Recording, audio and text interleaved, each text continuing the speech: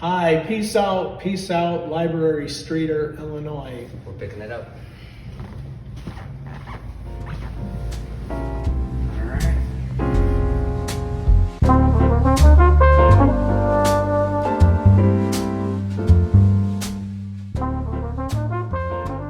Who was Emmett Till? A young boy from Chicago that was abducted, tortured, and eventually killed at the early age of 14 while visiting his family in Money, Mississippi. He was accused of making inappropriate comments and flirting with a white woman while during those times was not even conceived by a black adult, let alone a child.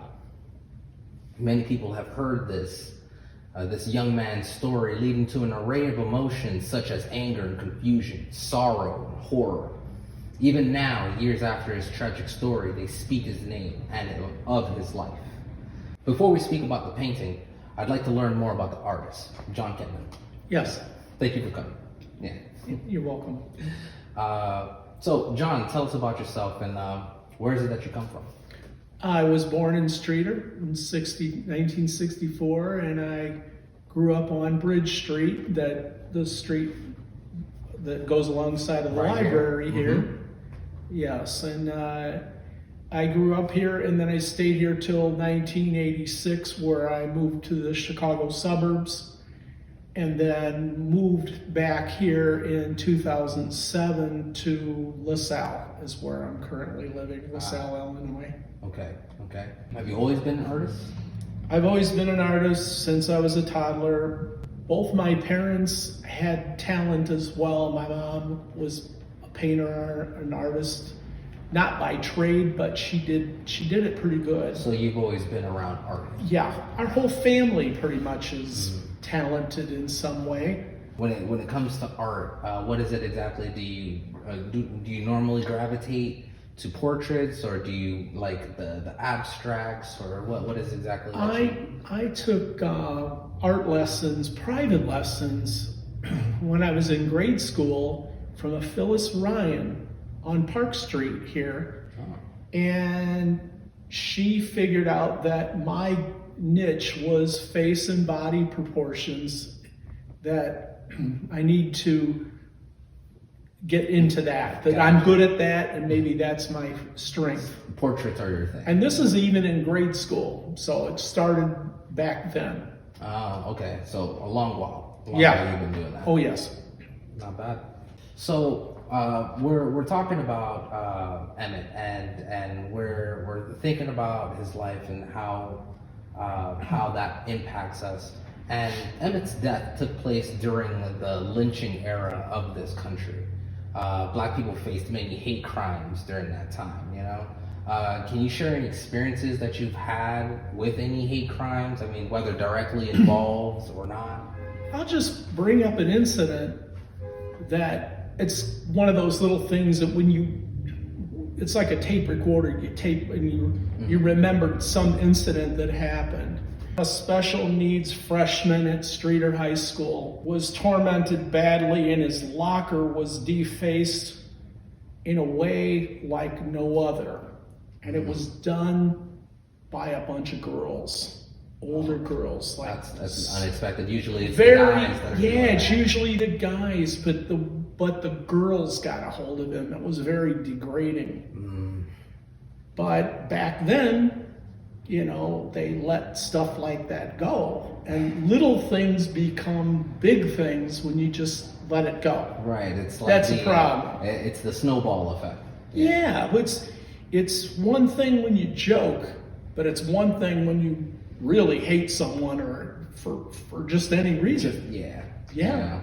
Nowadays, people like to be a little more, I guess, undercover with their sneak disses, I guess you can say. Right? Yeah, right. And I can say that I'm fortunate enough not to have come across many of the hate crimes that I have transgressed against me. I've had incidences where maybe I didn't fit into a certain image at a place. I wasn't allowed to participate in something. And, you know, it's those kinds of feelings that makes you feel like, you know, even being in a different time period, a different time era, you know, these things still happen, and it's just kind of mind-blowing that these things occur. So, what are you trying to achieve with this painting? Like, what is the message that you want to send out with this? The message of this painting is to bring out how far hatred can go towards another person. The more I read about this particular person, Emmett Till, my sister brought about, there was a documentary in 2005, but it's 2010 or 12, up somewhere around there, where I actually watched it.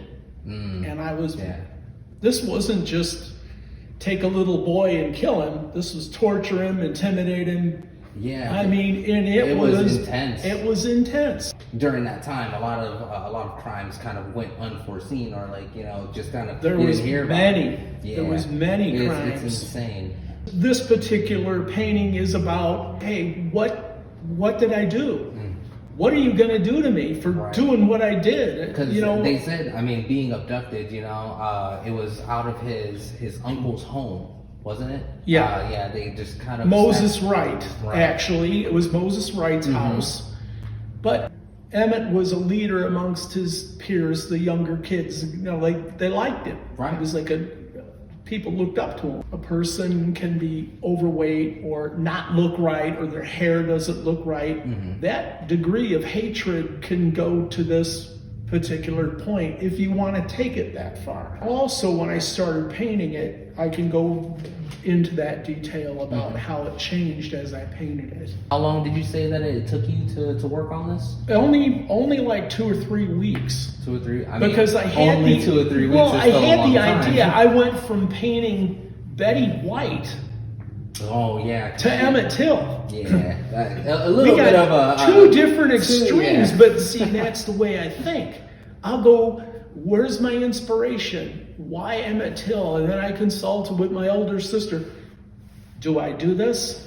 I don't know. Okay, yeah, go ahead and do it. Right. I don't want to convey to anybody that I'm a bad person because I painted a young boy that had been tortured. But at the same time, Nate, I want to be the one to tell it the way I feel about it. Right. My experience and why I created what I did.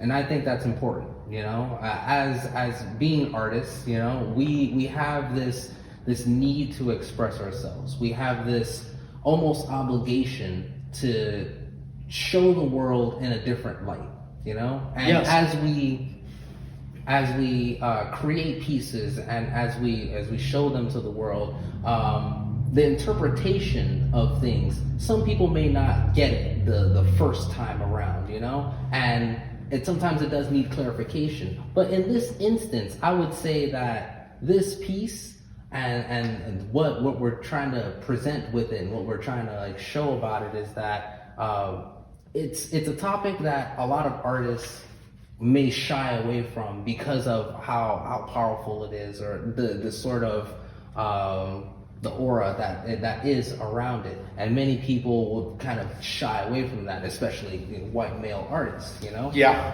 But with this, I say that it's showing that this is something that we have to remember. This is something that happened, and this is something that we can learn from. We could all grow from this. Interwoven connectivity and being a part of a community, not necessarily looking at someone's color, not necessarily looking at someone's creed. It's literally about who they are. Yeah, exactly. Look at the person. Yep. And the more I dug into it, the more I got involved in it, and the more I dug into the court case and the way people are.